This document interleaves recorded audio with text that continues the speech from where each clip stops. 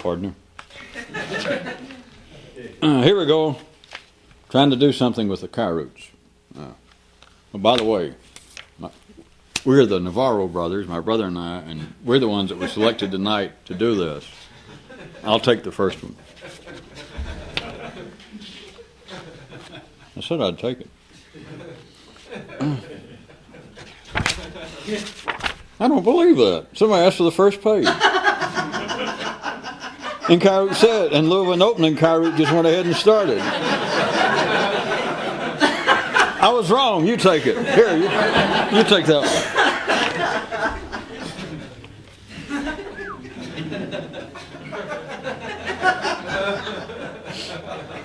And Kairos said, all right, into the serious parts.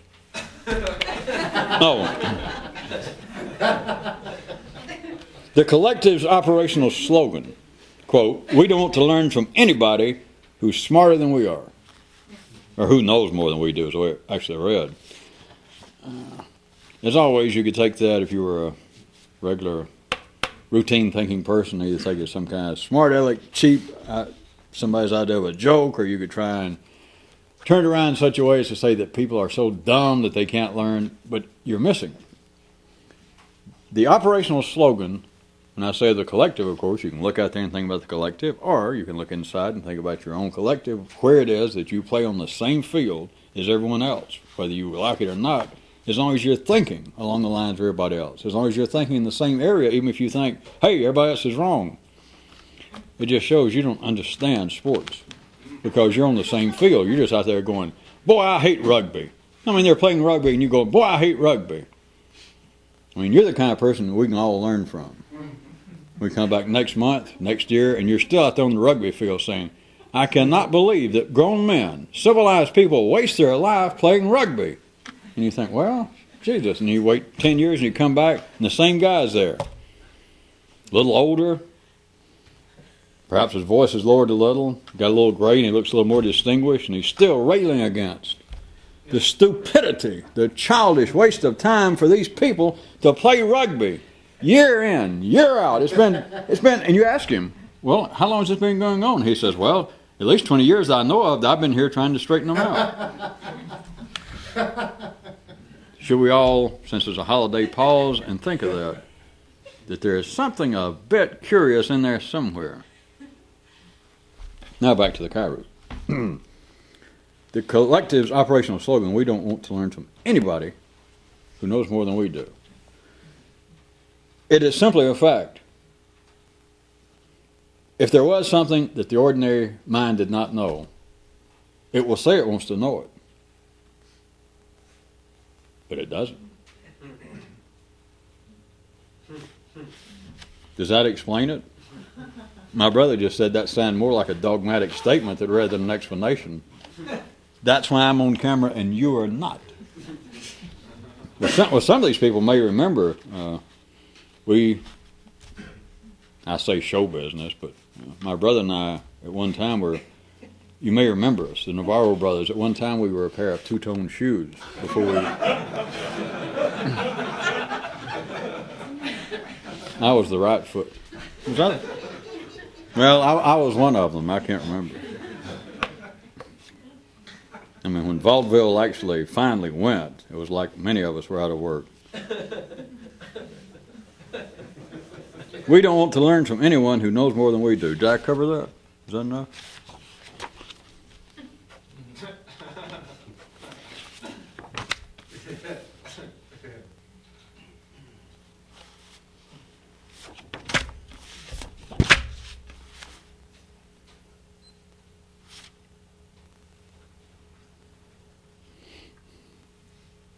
Well, all right, I'll read it. But this is far too deep for people as thin of soul as my brother and I have after all these years. And Kairos said, right after nap time, during show and tell, one of the inmates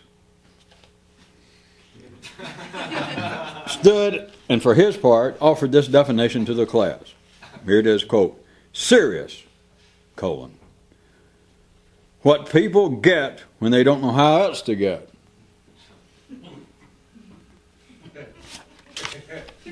So that was one of the dramatic kind of pauses and looks that we had left over from our act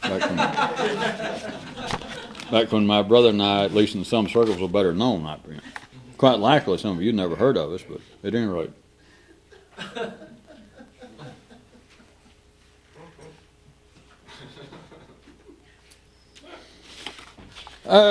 I guess some of you that were tuned in last time, or time before last perhaps, I started mentioning about, I asked the rhetorical question. We were talking in an area that started out sounding, I'm sure, dissimilar verbally.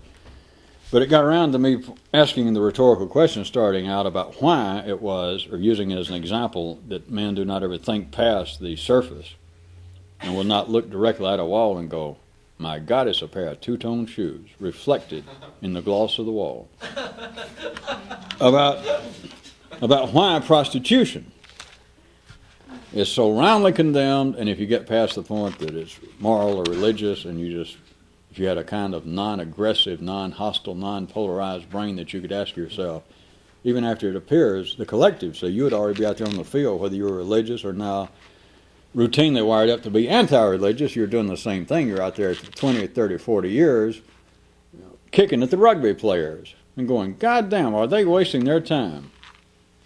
Without being able to notice that you've been there 40 years chasing after these guys saying, boy, you stupid, ignorant people, wasting your life. That's the same kind of thing that all critics do. Since some of you seem to be missing me bringing out the guy spending his time there, that's what critics do. Except in the city it passes otherwise. It mainly passes unnoticed. But it passes for them saying, my God, it is my duty to help straighten out whatever the institution is, the Catholic Church. They are so wrong. They are so far removed from reality, etc. And you say, well, how long have you been trying to help them along? How long have you been involved with being a critic? Well, 30 years now. I fear that you're still not getting it. I can back up some. Maybe we need to get to a different level with you people. There's another version of this. Two guys are standing around a bar right outside a Gulfport.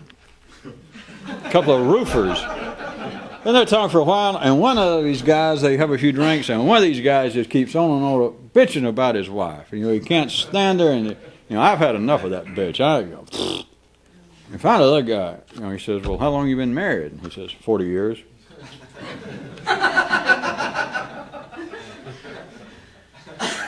The church is an absolute waste of time. They're so far to touch. I left years ago. I no longer am actively involved, and I cannot believe that there are that many civilized, educated people still pursuing that. How long have you been involved with this criticism of the church? 40 years now.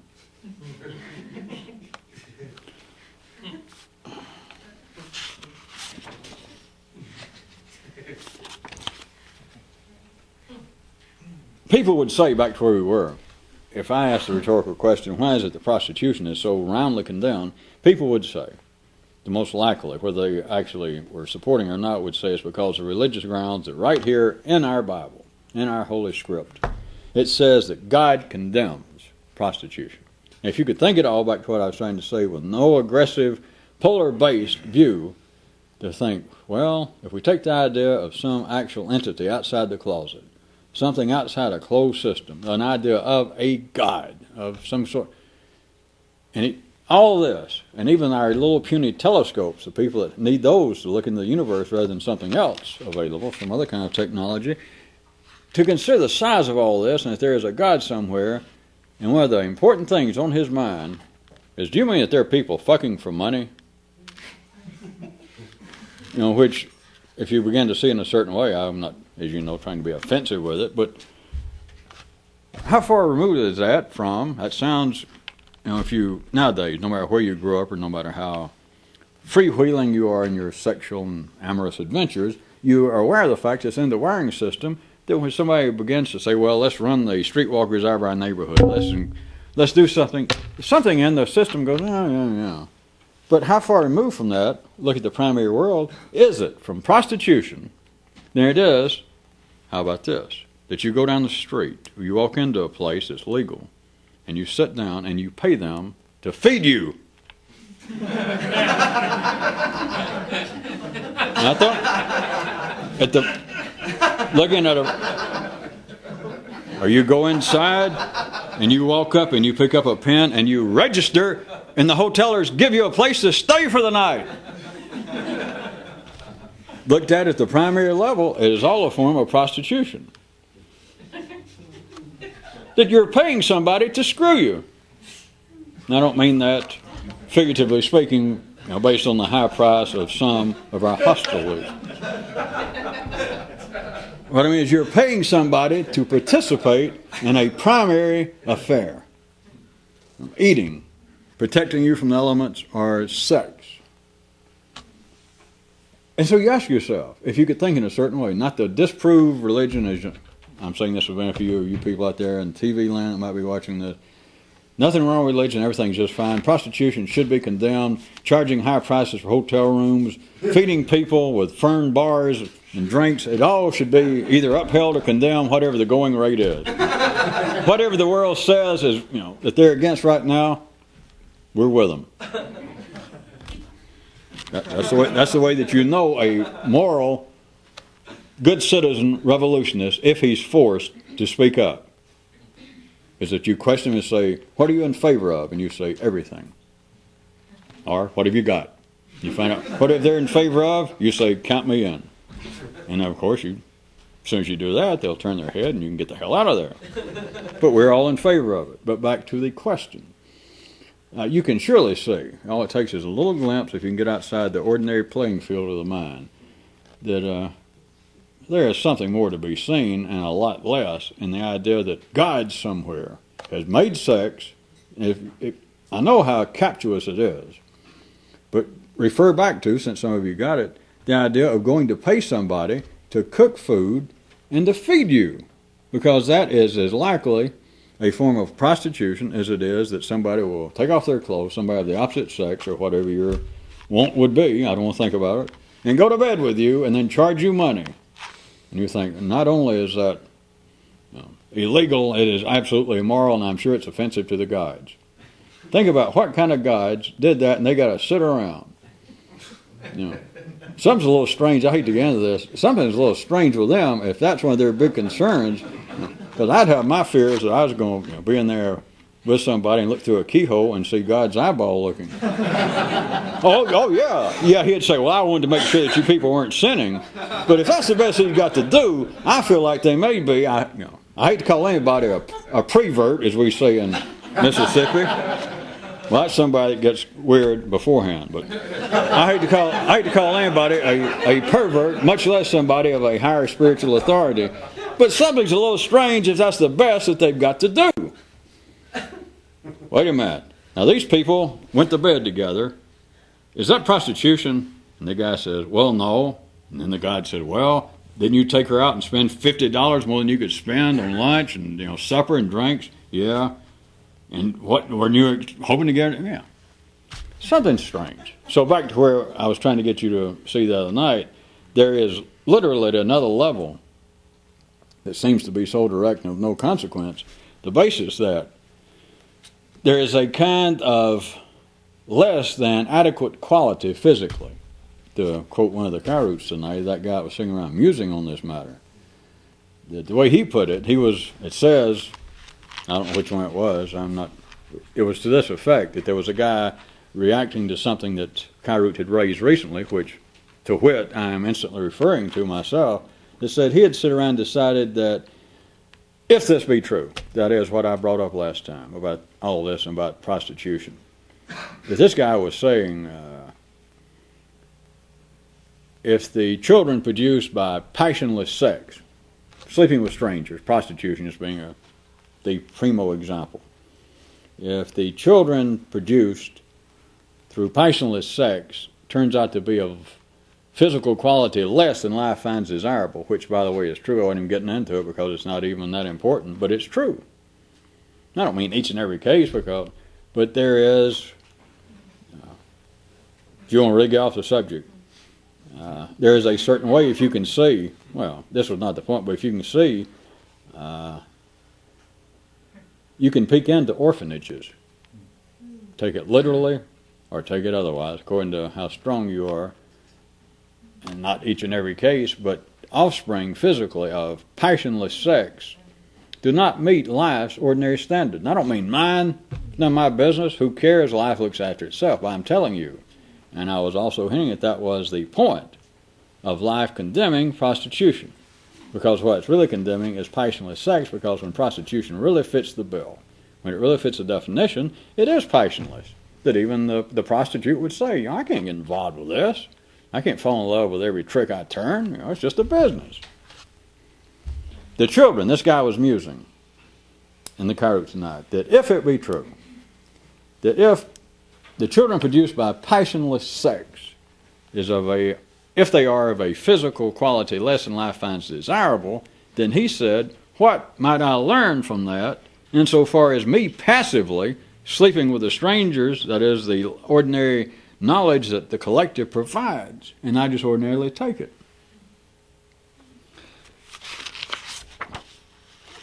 Have we got enough time for me to even back up and make everybody remember where we started? Maybe I should reread it.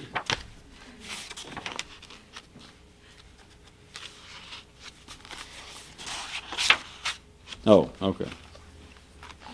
I hadn't even read it yet.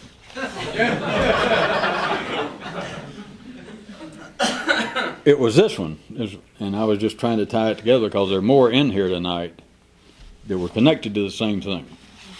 That it is a fact, one more time, I said that that wasn't the point, but it is literally true, by the way. The guy wasn't just musing, that not each and every individual case, because if you were dependent upon such laws as that, then you're looking in the wrong place.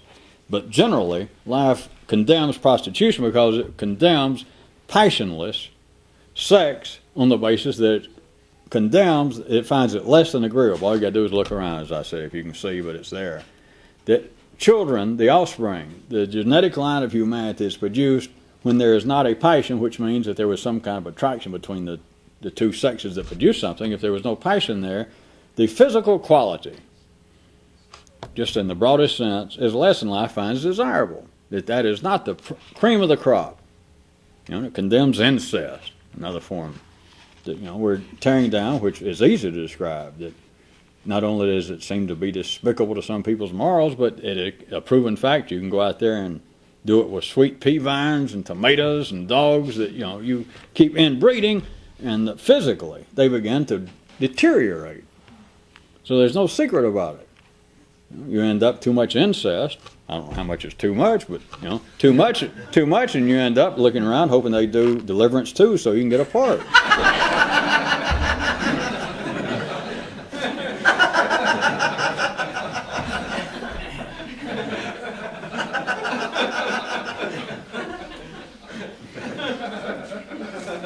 Maybe write your own song, Dueling Idiots.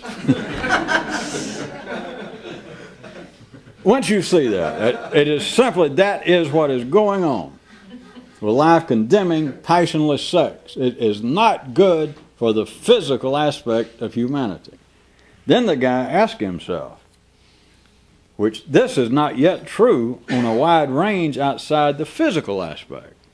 I could point out, which we don't have time, it's not that you could do it yourself if you get a glimpse of it. It pops up. But it is not, notice there is no condemnation with the same kind of, passion that life induces in man over such things as plagiarism. It's illegal, but they don't even find it. Life does not really find it immoral. And plagiarism is a form of prostitution. Plagiarism, there is no absolute parallel to prostitution at the physical level, and that is sleeping with strangers, children produced by passionless sex, which generally are of less quality than life wants. They just don't come out. Nobody's ever thought about it, and by me saying it, they're not fixing to start out a whole new area of medical study, but children generally produced through like one-night stands. Of course, a one-night stand can be some passion, but if it ends up being a stranger, ends up being someone for whom you had no passion, and the woman conceives, just in general, the children are not, there's not a whole lot of Einsteins and Michelangelos and Ernest Tubb and Buck Owens. You just don't find that. And so overall, once you begin to see this, is why life in general, and through all cultures, all religions, condemns prostitution, supports family, supports marriage. Why marriage? Why is, that's all the God's got to worry about. Are you people sleeping? I don't see your certificate. I want to see where you. What the hell is that about? Besides the fact the ordinary mind has to say, well, I don't know, but it says so right here in the Old Testament, right here in the Koran, and that's good enough for me, which it is good enough for them.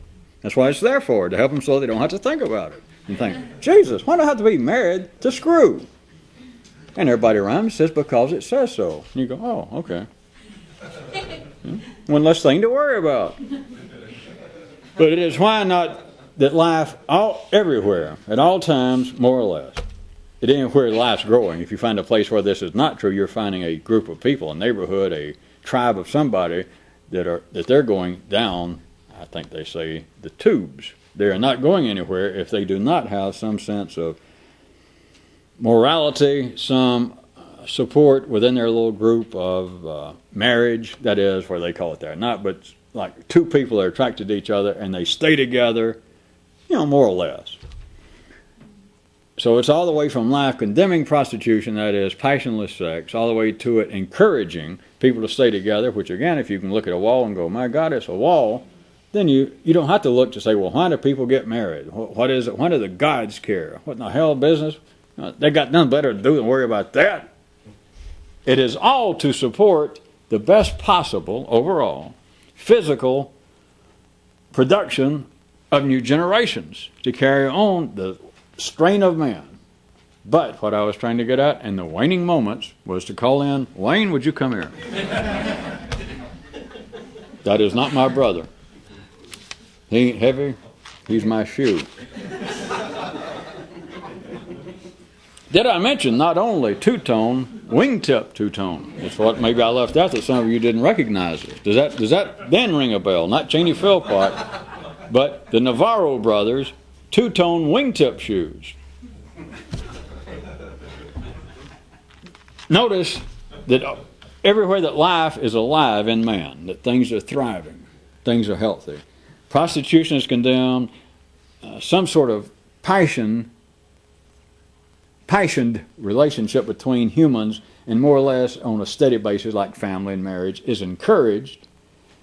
And the whole thing is to help, once you see it, to help produce a quality of offspring physically that are better than is produced when it is not passion-based. But then what is lacking, what you still do not see over that same wide level, is anything in the intellectual level resembling that. And I was trying to point out that there are aspects of it. It is not completely unknown, but it is not with the same intensity. Because life does, in civilized places, condemn plagiarism. But notice it's not considered all that immoral. It's illegal. And it's like life says, don't do that. And if you're caught doing it, it'll give you a fine. But hell, prostitution in places, they'll kill you. And if they don't kill you, they'll say, you're going to die after you die, then you're going to get it. But, copying somebody else's painting, copying their music, trying to take credit for it, trying to say, well, here's my theory when it wasn't your theory. In the herd, nobody has a theory. So it can't be condemned. A cow over here stands up and goes moo in a way you never heard before. And you go, my, that's interesting, the cow says. Yes, I just thought of that. But hell, they picked it up somewhere else, but it's so far away, you don't know. When you get to that level, plagiarism is so common that you can't even identify it. Because in the herd, that's all that's available. Bye. For you people out there on tape, by the way, a little quick one. Since I assume that in the other cities that when you get the audio part, am I wrong in assuming? Are they playing that? They're playing that publicly, aren't you? To people that show up. Nah, hell with it. I'm going to tell you. I just wanted to say to people here and the people in other cities, to remind the people that's been around for a while, and then to point out to some of the people that might be newer and never heard me mention it. Besides all these Kairouts and me talking here on tapes, video and audio of you people, those of you who know or have heard it, may I remind you, and you people, may I tell you, This whole thing about being a revolution, doing something to your nervous system, etc., there is something physically you can do. It's not just me talking, since I hadn't mentioned it in several years. There is something that you can do to yourself. There is something you can do. I just know that somebody's thinking, well, what? I just know it. I just know it. Well, one thing at a time. There is something you can do to your nervous system.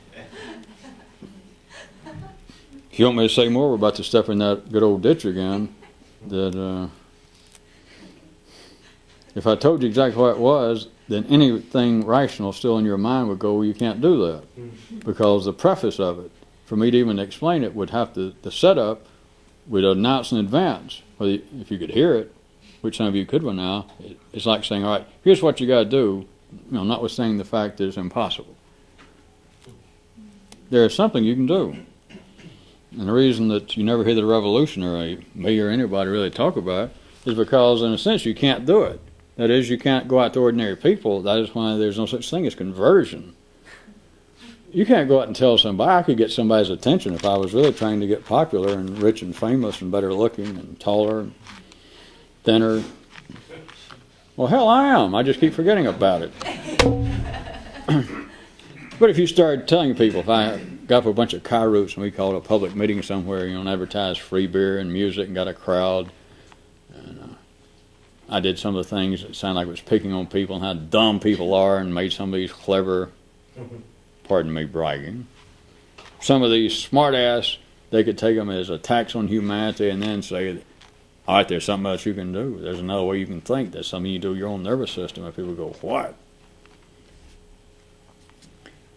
And I tried to tell them, literally, the fact is anybody, just we're talking about ordinary people, cannot do it. It's impossible. It's not because it is so far above them. It's not because that whatever I came up with and described it is so metaphysical, occult, supernatural, that it's just beyond people. It's just, forget all that. It's just physically, I could describe it and they could even hear a piece of it, except it's impossible. The description of it states, tacitly states beforehand, that, hey, you can't do this. See, and that's what's missing, is why nothing else in life can ever satisfy a real revolutionist, whatever the hell that is. And you can figure out yourself, because if anything else satisfies you, you ain't a revolutionist. You don't have to apologize to me. You didn't fail a test, but you're not. If anything else satisfies you, because they can't see that. That is, all religions, all mystical systems, they say, all right, come join us, come do this, whatever it is they say, because you're not satisfied. And everybody goes, no, I'm not. No matter who it is, no matter where it is, and they say, well, come join this, and you will be satisfied. That's proof that it doesn't work. They're saying you can be different, and you can't be different. Not an ordinary person. And that proves they're ordinary, is to go join somebody that says, all right, here's all you got to do to be different. For them to say, all right, I believe it, or yeah, it works. They ask somebody, and they say, yeah, it works. Then that whole affair, it's not critical, but anybody who is a revolutionist soon realizes nobody's changed. You can't do it that way. And the proof is that they believe you can. So notice where that puts this. That is, anybody, if I said, all right, there's a simple way to change. Now you people drink our free beer, you've listened to our music, and all right, now comes the sales pitch. We're ready to pull out the Tupperware. Now you're going to get it. And the crowd says, all right, put it on us. And you say, all right, you realize life is full of a bunch of idiots, dunderheads, critics, Philistines, stupid people, and the whole crowd goes, oh yeah, because everybody believes that, yes. And you say, you don't have to be that way. And they go, well, I'm not completely, but yeah, I could always do better. What I do? And you say, well, all right, do you believe that there's a way that you can change? And they all go, yeah. Then the fact is, the revolution, if I was doing what was proper, I'd say, all right, does everybody believe that? And I go, yeah. And I'd say, well, get the hell out of here. You're dumber than the people you're criticizing if you believe that, which is true. So where's that put you? Then they'd leave and think, well, I got a free beer out of it, but those people, that guy's a fucking maniac. He says, we want to change. And I said, yeah. I mean, I'd had a few beers that loosened up my tongue and my wallet. I was prepared to buy a course or something, a book. And he said, who believes that there's a way to change? And I held my hand, and he looked right at me and said, well, you dumbass motherfucker, get the hell out of here. And I said, well, what is is this? I'm going back to church. I'm going to go join the, started to say the Rotisserans. What do they call them? Rotarians. You'll turn myself over a split. May I remind you, there is something to do. Notice what a great deal of interest there is. Notice how easy it is for in other cities, as you people point out, those serious ones of you holding on, how easy it is to attract new people out there, right? Gag, huh? How easy it is, right? Yes, they'll come in and they look for the free beer. And they ask what time's the first break, and as soon as their first break, they're gone. There is something you can do. I'm talking just to you people in the other cities. There is something you can do. Why all the Kairouts? If it's something plain and simple, which it is, I'll go ahead and admit that. Then say I on your behalf, then why the hell don't you say it? Because if I said it and you went, aha, I got it, then I would have to, knowing all of you now and liking you, I'd have to say, got it? And you went, yeah, I'd have to say, you dumb motherfucker. After all the time I've known you, get the hell out of here. See? So don't ask me what it is, but there is something you can do if you can do it. If you can't do it, then this is just some kind of hobby. It is pretty simple. But don't be dumb enough to say, well, tell me what the hell it is. Because if I tell you what the hell it is, then you got your choice. Then you're either going to take it or not take it. In either case, what you have done is reaffirmed your, what shall we call it, your two-tone shoes. You have simply nailed your feet back to the floor. But there is something you can do, is what I was reminding you. Very few people, and of course it's not going to ruin your life if you don't, because you are, I think it gives a whole new meaning to such terms as in the minority. I mean, you can find in the middle of Tel Aviv a one-eyed, one-legged, green-haired Arab, circumcised, who could say, by God, it's hell to be in the minority. The man is a herd compared to people. The man is a flock compared to somebody that could, in any way, could deal with the fact of, yes, there's something you can do to change, but it can't be talked about, and if you believe it's true, then you can't change anyway. But you don't understand what it is. Of course, I guess then you could go cut off one of your feet, poke out one of your eyes, dye your hair green, and convert to Islam and say, well, at least I'm in a larger minority than I was when I was interested in that. Because at least now I got some friends. And if you don't, you can find some more people and give them an on-the-spot circumcision, cut off their legs, stick them in the eye. And as soon as they get over it and realize they're in the same boat as you, they can say, well, kind of pissed me off you did that to me, but at least now I got a friend that looks like me. And if you don't follow that, then figure, how do human institutions arise? Yes, I'm drowning and I'm dumb. And suddenly somebody from behind a tree says, really? And they come up to join you, and then later you both say, we're drowning and we're dumb, but at least we're not alone. Okay, back to where we were. Do you remember where we were? Yes, I know you people do. And Kairut said, this is the one that was leading up to this I never did read. It was requested. And Kairut said, in the mind,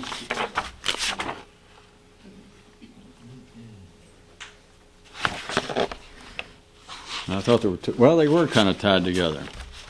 If this helps, most of you know that the readers, I write down pages that are connected, sort of. That's the only thing I know to call it. That, I put pages 7 and 8, and it's just for the readers here to know.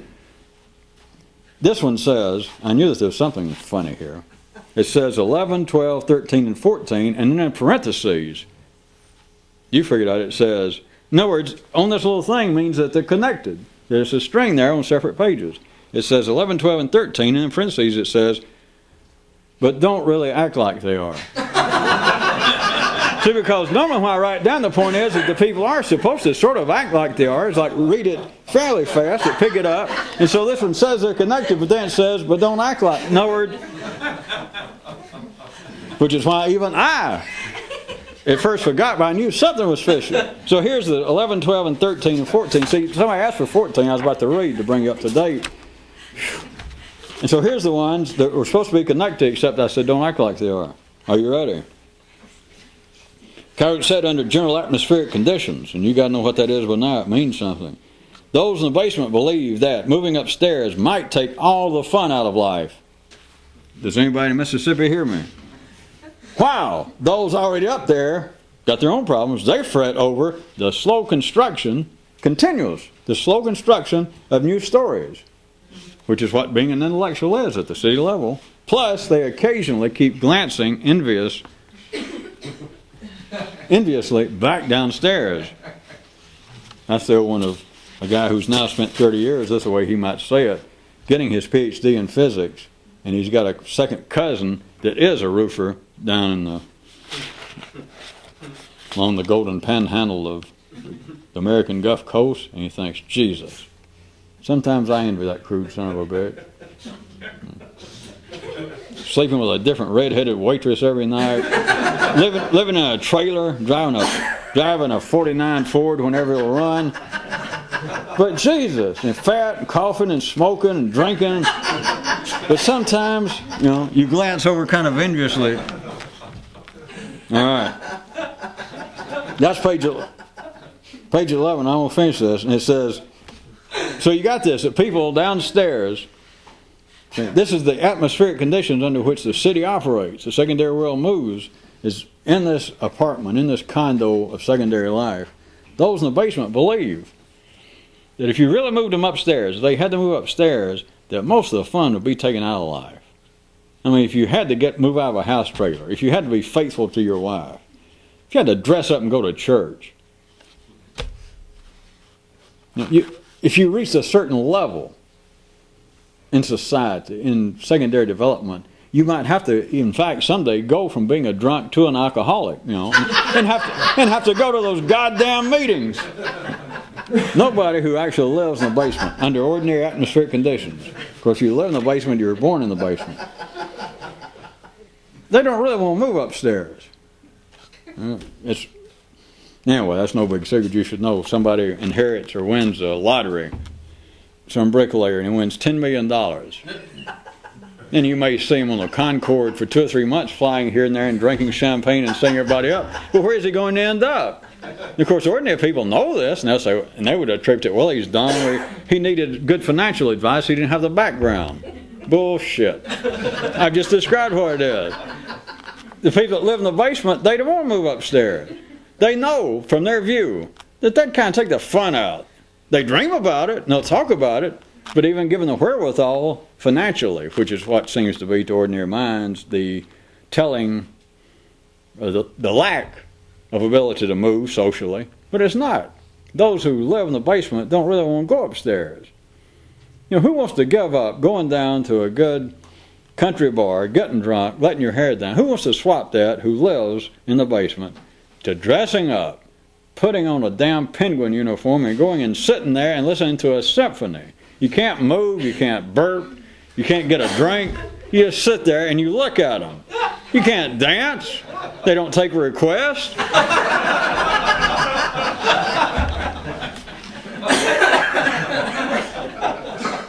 There ain't no pinball machines there in the joint. All right. But fair is fair in life.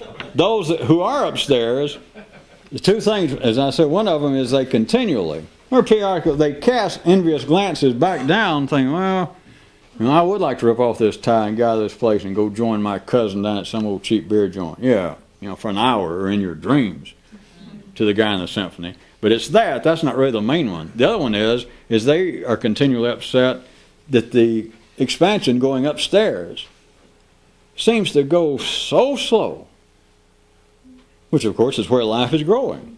In one generation, in one lifetime, it does seem to go slow. That's why people dream of infinity. It's part of the attraction of religion. Well, at least when I die, things will speed up.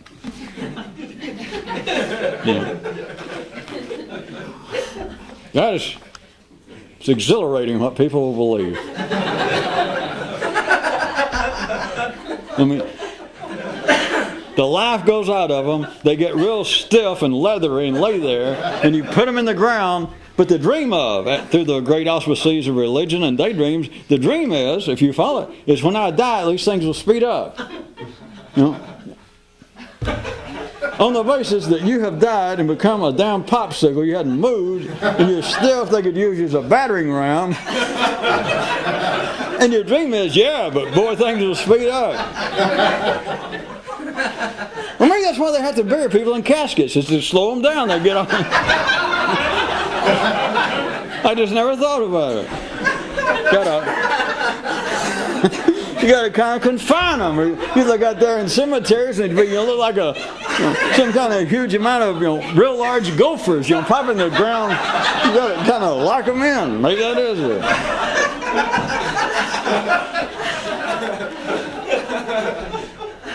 Yeah, it's good to learn something new. I just never thought about it. Back to where we were, Jesus Christ.